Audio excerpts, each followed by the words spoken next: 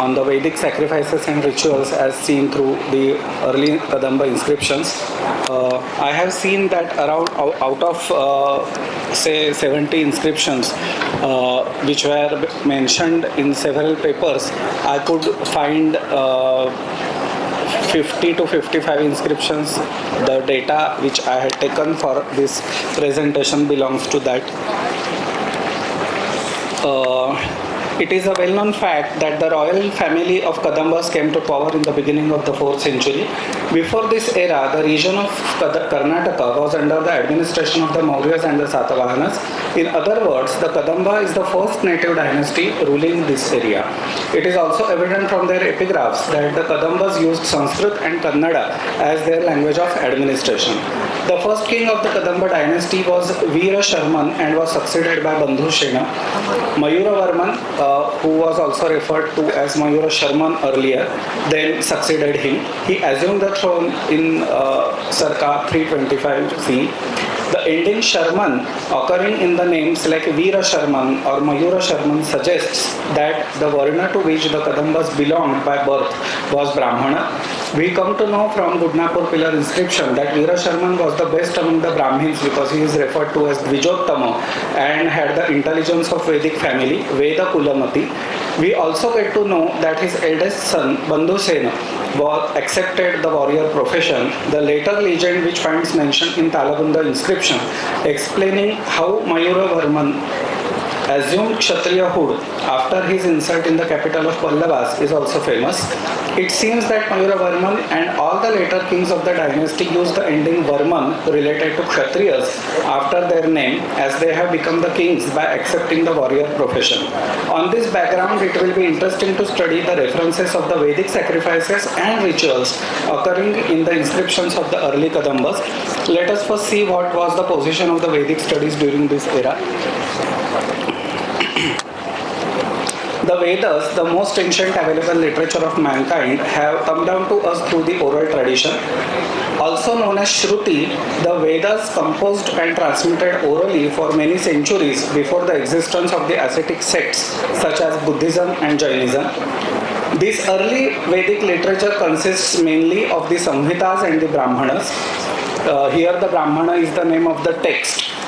The Vedangas consist another corpus belonging to the Vedic tradition, also referred to as Smriti. These are divided into 6 parts. One of them is Kalpa or Sutra. This is further divided into Shrauta Sutras and Gruhya Sutras, directly related to Vedic sacrifices, and the Dharma Sutra, explaining the social laws. It may also be noticed that this post-Vedic period is the same period when the compilation of the great Indian epics, namely the Ramayana and the Mahabharata, has begun. Up to this time, the performance and willingness of people to perform the great solemn sacrifices like the Rajasuya and the Ashwamedha may have been reduced. Even in earlier times, it was not possible for a layman to perform these sacrifices as they require a huge investment of time, labor and money which he cannot afford. These sacrifices were performed only by the kings and very rich people in the society.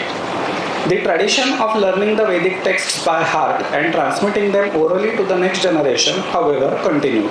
The performance of smaller solemn sacrifices like the Agnihotra and the Darshapurnamasa and the domestic sacrifices like Baliharana, Shulagava, Ashtaka and others too continued, as these sacrifices are comparatively very easy to perform.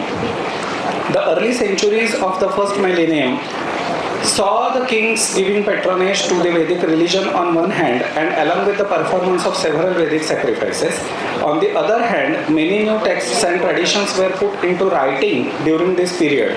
Some of the later Vedic texts and commentaries were also composed during this era. The Puranas that are available to us today can be called the base of the Hinduism. These earlier texts from the genre were composed from 3rd century AD onwards. We find that the new texts entitled Gruhya Shesha Sutras and Gruhya Parishesha Sutras and Parishishtas were composed in the later Vedic traditions. Jan Khonda rightly observes that supplementary texts are sometimes independent works, sometimes additions to original manuals, which in the eye of a redactor or a compiler were not in all respects complete. The main object of a parishishta, that is Parlipenomene, Being to complete an existing work, it must be noticed that the incompleteness was not necessarily an imperfection of the original sutra text. It may have struck a later redactor that from his point of view, the original work had some lacuna or deficiencies because the ritual had in course of time become enlarged or more complicated. Just as it is observed that the Sutrakara, example Baudhayana, were eager to incorporate all rites and variants of rites that had become in vogue after the compilation of the Samhitas and the Brahmanas, even if there was no direct spiritual authority, the Mulyadhyaya Parishishta or Katyayana Shrauta Sutra prescribes substitutes for dakshinas which it was no longer possible to offer. The occurrence of the modifications in the ritual being recognized in incomparable or addition or supplements soon became unobjectionable practice. We find that such supplementary sutras were composed in many extant Vedic schools. Now let us turn to Kadambas. The Talagunda inscriptions of Shantivarman, while listing the genealogical record of the king, states that the family belonged to the Manavya Gotra and the kings were referred to as sons of Hariti, that is Hariti Putraha. It was mentioned that the Kadambas had their heads wet because of taking frequent avabruta baths during the performance of the different sacrifices. These are the Vedic sacrifices, obviously. Following the ritual according to scripture, they used to kindle and worship the sacred fire and drink soma juice. They also performed Chaturmasya and animal sacrifices along with Parvana Shraddha, that is fortnightly ritual for ancestors. They always hosted the guests, that is Atithi. Due to the worship of the Kadamba tree near their home, they come to be known as by the name Kadamba. In this glorious family, the best among the Brahmins, Mayura Sharman, was born. It is interesting to see the legend mentioned in the inscription in detail. With his teacher or grandfather, Veera Sharman, he went to the capital city of Pallavas, that is Kanchi. It seems from this inscription that he faced some criticism or was insulted in the city. Gai states that, and there have been insulted by the Pallava rulers during an Ashwamedha sacrifice, he wielded a sword, adopted the profession of Kshatriyas, and carved out a kingdom for himself and his descendants. From such observations, it is clear that the historians assumed that Mayura Varman was insulted during the horse sacrifice. However, the actual reading of the inscription is Tatra Pallava Ashvasamsthena Kalahena Tivrena Roshitaha. The meaning of the word Ashvasamstha is not a horse sacrifice. It may mean the place where the horses are tied or kept. There might have been some argument over making the place available for keeping the horses. It may be assumed that the Kshatriyas were given priority over him, who was a Brahmin. Mayura Sharman observed that this is Kali age. The priesthood has become more delicate compared to the warriorhood.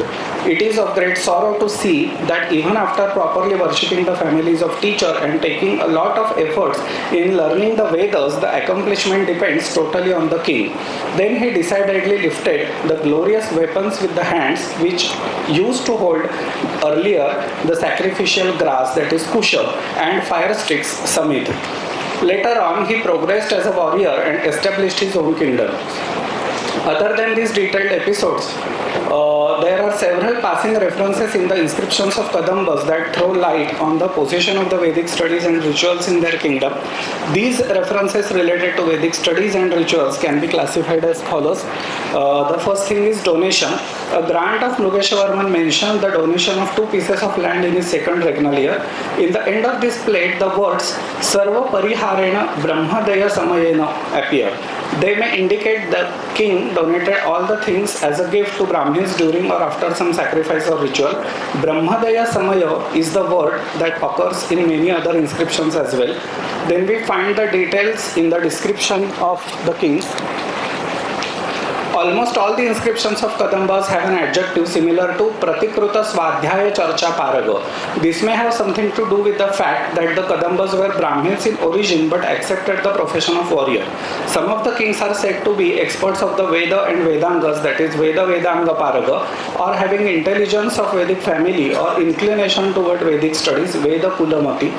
They are also mentioned as best among the Brahmins Dvijottama at times. The inscriptions tell us that the Gotra of the Kadambas was Manavya. Many times it is said that this is the Gotra taken up by those who do not have a Gotra system. The scholars have assumed that the Kadambas may have had the tribal origin.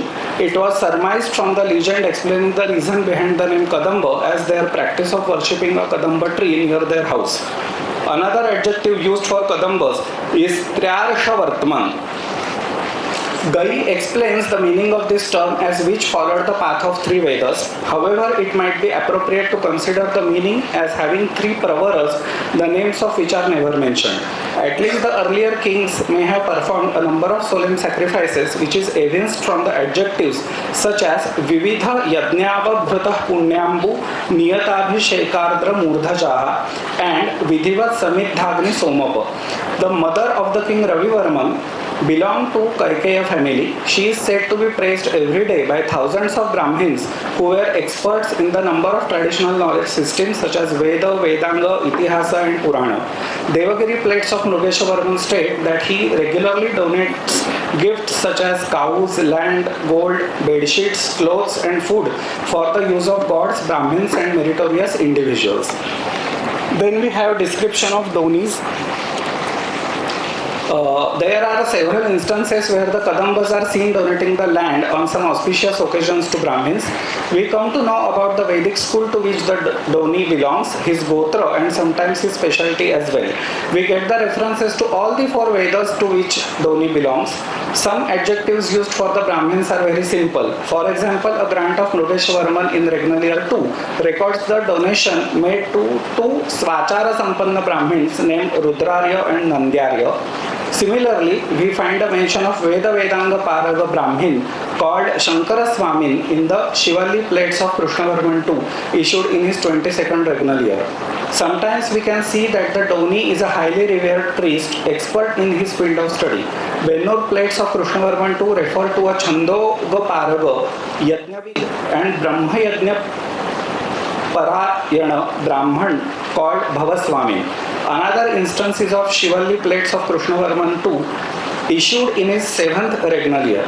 Here we come to know about one Rati Swamin who was expert in three Vedas, Rigveda, Yajurveda, Samaveda, Paraga. He also knew the solemn sacrifices because he is called Shrauta Yajna Vidya and used to perform 6 duties of Brahmin regularly, Shat Karma Nirata. While Bennur plates of Krishnavarman II, Yatha Yudhishthirasyeva Shalayam Yasya Santatam Brahmananam Sahasrani Samashnanti Yatha Sukham. Similar to the home of Yudhishthira, in this home of this king too, thousands of Brahmins are fed continuously without any break. Then we have some references to Ashwamedha or the horse sacrifice.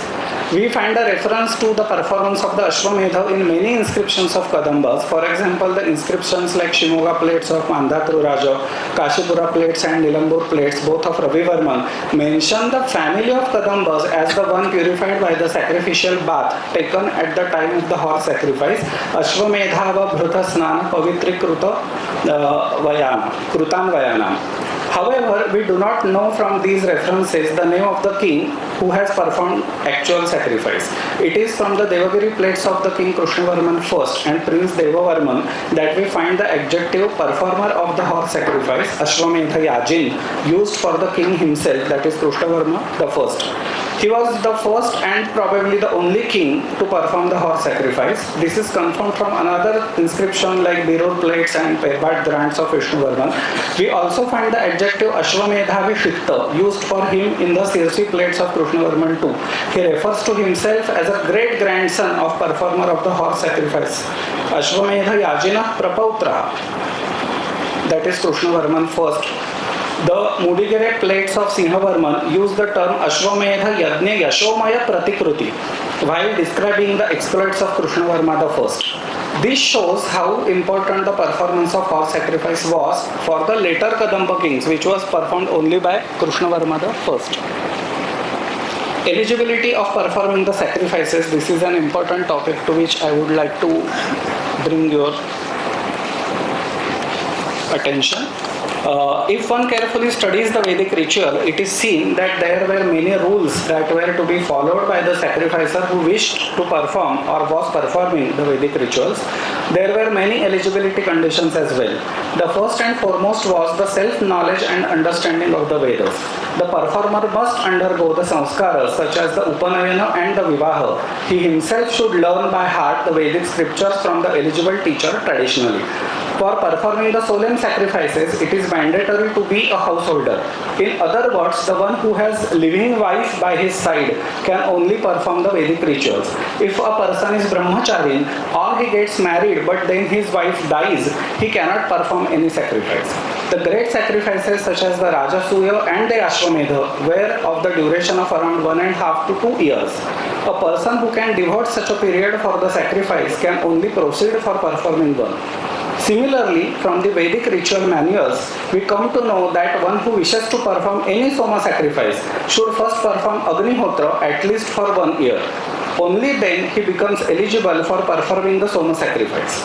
Moreover, a king performing Ashwamedha requires 4 queens or wives because each of them has some role in the ritual. If the king does not have 4 wives, then he cannot perform this sacrifice. Although not directly mentioned in any of the inscriptions, it may be inferred from the references of the sacrifices of the Kadambas that they fulfilled these conditions as mentioned in the Vedic scriptures.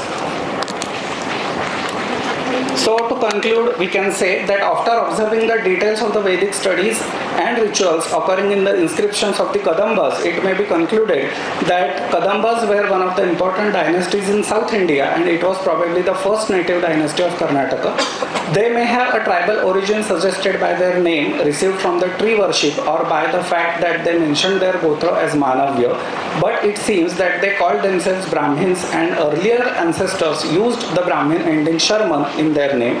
Later on, after accepting the profession of warrior and establishing the kingdom, they supported the Vedic religion along with other religions such as Buddhism and Jainism. We get a sentence like Nandantu Go Brahmana or Go Brahmanebhya Shivamastu, expressing the respect towards the cows and the Brahmins. It can also be inferred that though they were professionally warriors, they kept their tradition of learning Veda alive. They followed the Vedic path and performed different Vedic rituals from time to time. However, one of the greatest sacrifices, namely the Ashwamedha, was performed only by one king, but it is clear from the inscriptions that many later kings were proud of their ancestry and praised him for this performance. Under the kingship of Kadambas, many land grants were issued to Brahmins. These donis belonged to 4 Vedas and had different gotras. The proficiency of the donis also ranged from simple performer of daily rituals to a learner of all the Vedas and ancillary literature and performer of different sacrifices.